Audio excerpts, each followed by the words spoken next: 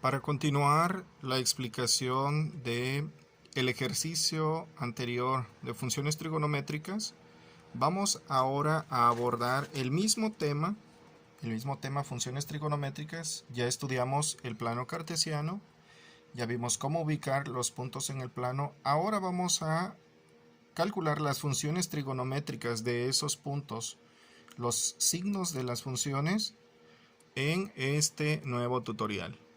Para ello, acá he graficado el mismo ejercicio del video anterior. El punto es 4,4. Vimos que cateto opuesto, vamos a ir anotando, cateto opuesto al ángulo de referencia que nos formó el lado terminal vale 4. Cateto adyacente también vale 4. Y la hipotenusa entonces vale 5.6.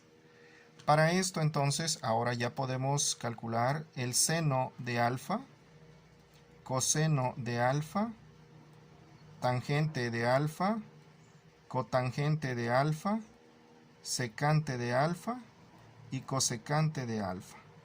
Seno sabemos que es cateto opuesto sobre hipotenusa, es decir, 4 entre 5.6. 4 entre 5.6. Coseno, cateto adyacente entre hipotenusa. De nueva cuenta es 4 entre 5.6. La tangente, cateto opuesto entre cateto adyacente, es 4 entre 4, eso da 1.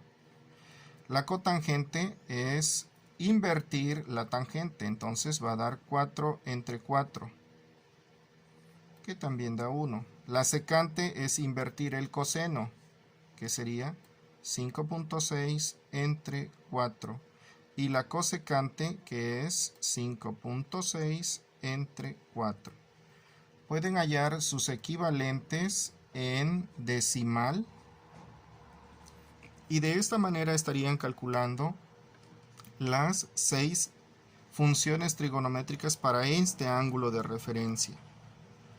Aquí hay algo interesante. Vamos a calcular entonces cuánto vale este ángulo de referencia. Este ángulo que ha sido medido desde el eje X hacia sentido contrario del reloj. Entonces, para ello vamos a utilizar esta función, las que nos dio un número exacto, 1. ¿Por qué? Porque miren, aquí 4 entre 5.6 va a dar 0.714. 0.714. Aquí 5.6 entre 4, eso da 1.4 con más decimales, tal vez, porque no tomamos todos los de aquí. Entonces vamos a tomar este valor que es entero para este caso, para calcular el ángulo de referencia. Y entonces anotamos aquí ángulo de referencia. Vamos a calcularlo. Sabemos entonces que la tangente del ángulo alfa dio 1. Entonces yo necesito conocer cuánto vale alfa. Quedamos en clase pasada que tangente pasa al otro lado a la menos 1. De esta manera. Entonces, ¿cuánto mide el ángulo alfa? Vamos a la calculadora y ponemos shift tangente. Tangente a la menos 1 de 1. Y eso da 45 grados. Entonces ya conocemos que este ángulo mide 45. Por lo tanto, el otro ángulo mide 45